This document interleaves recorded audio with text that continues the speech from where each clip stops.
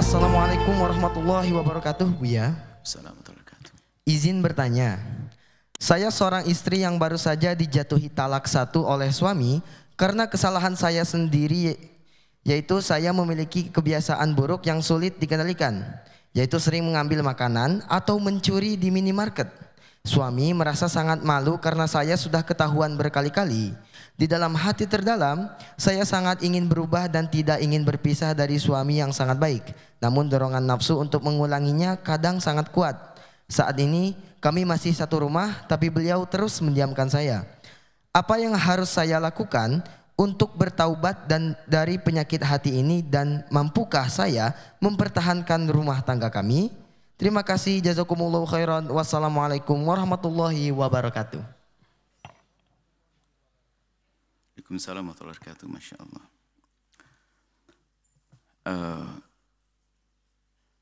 Ada kejahatan yang murni karena watak dan sifat jahat.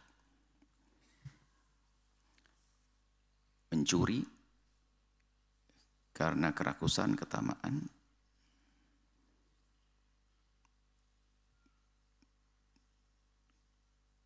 Kemudian ada kasus dohirnya adalah pekerjaan haram, tetap mengambil. Tapi kadang bukan karena sebuah hajat. Jadi kalau orang mencuri karena perlu atau memenuhi ketamakannya, mencuri, ambil hajat. Ada dohir sifatnya memang sebuah kejahatan juga, mengambil, tapi kadang bukan karena hajat. Karena ada permasalahan dalam dirinya, mentalnya.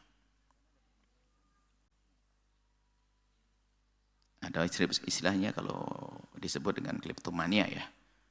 Jadi mengambil padahal dia tidak punya hajat. Setelah diambil tidak diperlukan, hanya dikumpulkan saja. Dan dia kadang-kadang ngambilnya itu tidak bisa menahan. Bahkan kalau maling kan merencanakan. Maling beneran merencanakan dan sebagainya.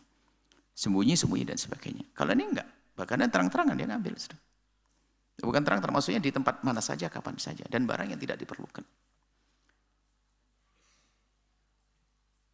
Secara kesimpulan sama-sama ini mengambil barangnya orang lain haram dan dosa.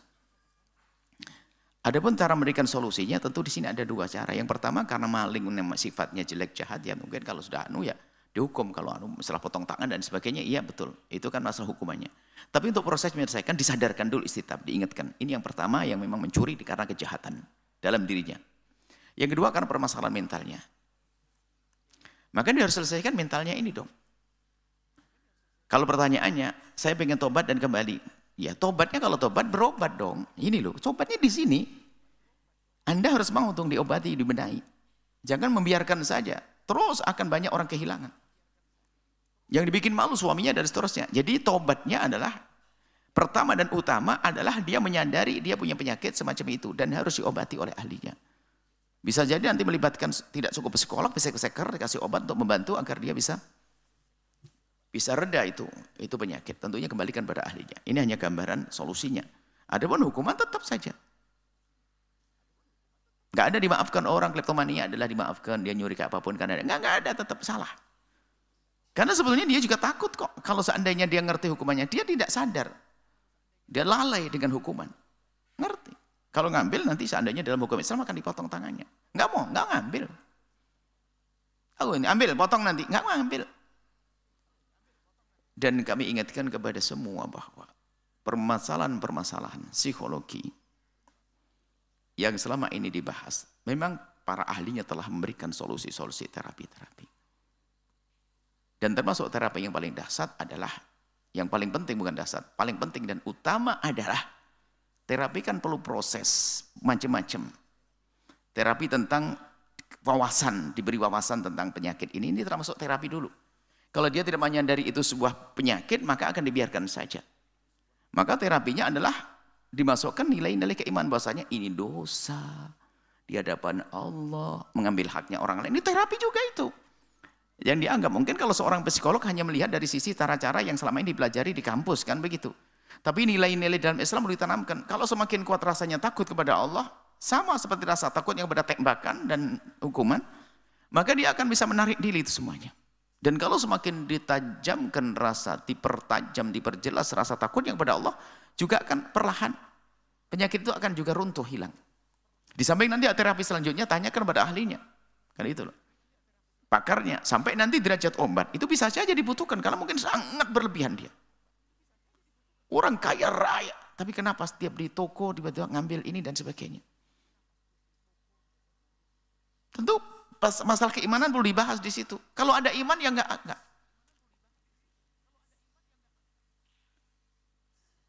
Enggak usah bicara tentang iman, suaminya sudah ngancam. Kalau kau ngambil lagi, aku buang, aku gini, semuanya asetmu, saya tutup rekening, saya tutup. Ini dia senang duit.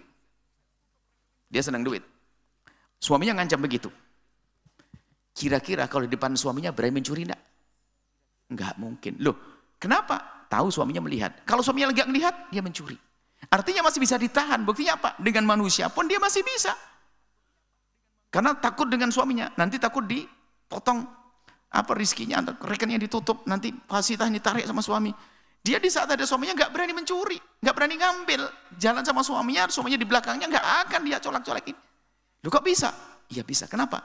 Dia merasa dilihat oleh sang suami. Kurang lebih seperti itu gambarnya. Bagaimana merasa dilihat oleh Allah? Sama kasusnya. Jadi semua problem psikologi kami himbau, terapi pertama adalah dikenalkan kepada Allah lebih dalam lagi. Zikirnya, menyebut nama Allah. Baru nanti jangan lupa ahlinya fasalu ala dzikri in kuntum la ta'lamun. Ilmu itu dipelajari di kampus. Ilmu-ilmu masalah mental semacam itu. Jadi Anda yang ingin bertobat, Anda harus datang kepada ahlinya untuk menyelesaikan problem ini. Kalau ada saya tobat, saya nyesel dan sebagainya, nggak mau diajak ke psikolog, nggak tobat, itu bohong namanya. Sebab anggap itu kan mental ya. Sekarang bukan urusan mental. Dia punya koreng yang mohon maaf aromanya tidak enak, ya kan? Sementara suaminya itu kalau nyium aroma itu tanpa refleks langsung muntah, mual gitu. Sehingga suaminya ngomong, aku sebenarnya sayang ke kamu, tapi tanganmu tuh. Iya sayang. Tak taunya perempuan ini katanya saya juga cinta kepada abang, saya tidak pengen jauh dari abang dan sebagainya. Terus suaminya, abang kamu berobat sayang. Katanya sang istri enggak usah. Lah, obat saya siapin duitnya, enggak usah. Kira-kira bikin kesel enggak orang itu? Oh berarti berobat dong, karena korengmu itu yang bikin enggak enak. Sama persoalan mental, katanya pengen kebaikan sama suami, benar sama suami, dia penyakit, suruh berobat enggak mau. Berarti dia enggak punya ikat baik untuk benai. Ngilangin korengnya kok enggak mau, berarti dinikmati baunya. Kan bodoh dia. Sama ibu yang penyakit kayak tadi, ibu yang bertanya, Anda berobat dong terapi.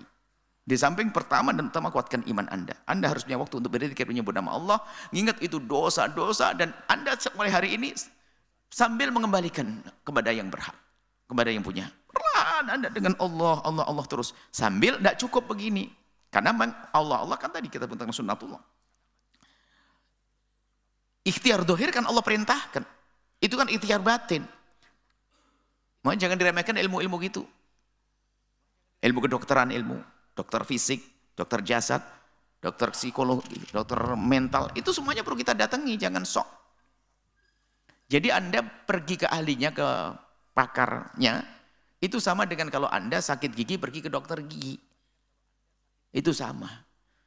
Hanya kami di majelis di Mimbar Mulia ini mengingatkan kepada siapapun harus pada punya kesadaran meleklah tentang hal-hal semacam ini. Ya, nggak usah lah kayak hidup anti dokter dan sebagainya. Ya akhirnya disuntik juga, diimpus malah sama dokternya.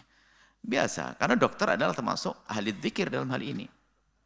Karena anti dokter, astagfirullahaladzim. Memang kayak apa dokter itu? Kalau memang ada dokter jahat, 1-2 dokter yang lain, tapi dokter itu belajarnya bertahun-tahun loh ya. Termasuk tadi psikologi. Sampai kalau psikiater kan dokter itu, mempelajari ilmu sisi lain. Jadi gak main-main, bukan kursus 3 bulan langsung dia memegang satu pengobatan dan sebagainya. 3 bulan disamain dengan 5 tahun, bagaimana? Ini dokter bertahun-tahun. Ahli dzikir. Dan itu tibu nabawiyah kembali kepada ahlinya.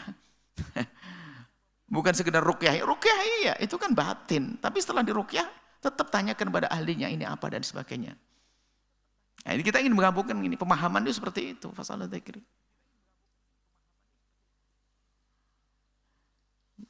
Beragama nggak layak dengan congkak. Kayaknya gue beragama ini. Dikit-dikit menjalankan syariat seolah-olah begitu. Akan tapi dia membuat ejekan, agama juga ejekan. Kita perlu sunnatullah apa? Perintah Allah tentang ikhtiar dohir ini adalah perlu diterapkan. Ya seperti kalau sederhananya ini adalah misalnya ada orang, ada banyak pertanaman padi ini kok banyak werengnya dan sebagainya. Masya Allah ini rumahnya orang ini baik soleh. Sudahlah bismillah baca kul huwallah 1000 kali keliling ini. Iya. Berdoa iya tapi tetap harus disemprot. Jangan sok banget. Harus berpikir obat yang enggak berkimia baru itu cerdas. Jadi sok wah ini penting, yang penting coba setiap malam zikir. Nah, akhirnya muncul besok pagi ada orang wiridan tok enggak mau kerja cari nafkah. Hanya hadir pengajian tok. Insya Allah setelah kita hadir pengajian dijamin oleh Allah. Istrinya suruh ke pasar. Suaminya ada di sini ngaji, dungu dia. Kalau begitu. Jadi mohon yang punya permasalahan kayak tadi, Anda datang ke ahlinya. Dan kami himbau kepada ahli. Tolong para psikolog. Anda harus lebih terbuka, lebih punya waktu untuk mereka. Hari ini orang punya banyak masalah. Psikiater khususnya juga harus Anda lebih senang diskusi dengan mereka. Karena apa? Mereka perlu ditolong tidak kalah pentingnya dengan orang yang sakit jantung dan paru-paru. Karena mohon maaf dia merugikan orang banyak. Kleptomania tadi lihat. Dia ngambil orang banyak, merugikan orang banyak. Hanya bagi yang punya masalah, Anda yang bertanya, ibu yang solehah, Anda orang baik. Tapi tanda tobat Anda yang sesungguhnya dan Anda ingin abadi, terus dengan suami Anda harus tobat. Syarat tobat pertama adalah ikhla. Syarat tobat adalah menyesal. Anda menganggap itu sebuah salah dan dosa. Yang kedua adalah ikhla meninggalkan. Caranya apa? Untuk meninggalkan minta bantuan sama orang psikolog. Atau sampai psikiater yang akan bantu Anda ngasih obat misalnya. Ahlinya. Jangan ke saya tak kasih obat ikan nanti. Nah, ini bagian ada bagian masing-masing. Tolong kepada ahlinya, saya merindu ada pemahaman dalam hal ini. Sebab masalah ini perlu kami sadar. Ada orang katanya pendidikan dan sebagainya. Anaknya dibahas masalah psikologi, pikir anak saya gila. Bukan, siapa yang bilang anakmu gila? Saya agak tegas masalah begini-begini karena apa? Kasihan. Kadang-kadang punya permasalahan mental dianggap dia keramat. Ini kan aneh sekali. Masalah mental dia ketemu orang tidak pernah keluar kamar katanya, ahli kholwah dia. Kholwah gimana yang sakit mental? Kholwah. Akhirnya dia dengan Allah. Dia sakit mentalnya. Ketemu orang gemeteran dia. Jadi perlu sadar sisi ini. Tadi ibu yang bertanya, Anda pertama tingkatkan rasa takut Anda kepada Allah. Banyak zikir, menyebut nama Allah. Kemudian ingat itu adalah dosa. Terus ada ingat jadikan terus. Setiap malam ngambil itu haram miliknya orang. Haram. Bahkan dosa kepada manusia susah teman-teman. Terus Anda kuatkan. Asah. Sambil Anda terapi selanjutnya adalah kepada ahlinya. Bisa saja dibantu dengan obat. Itu saja. Semoga Allah menjauhkan kita dari penyakit-penyakit itu. Memberikan kesehatan lahir dan batin. Mental dan hati. Allah a'lam bishawab. Sahabat Al-Bahjah TV, setelah menyaksikan video ini, jangan lupa bersolawat kepada baginda Nabi Muhammad. Shollu ala Nabi Muhammad. Allahumma sholli alaihi wa ala alihi wa sahbihi.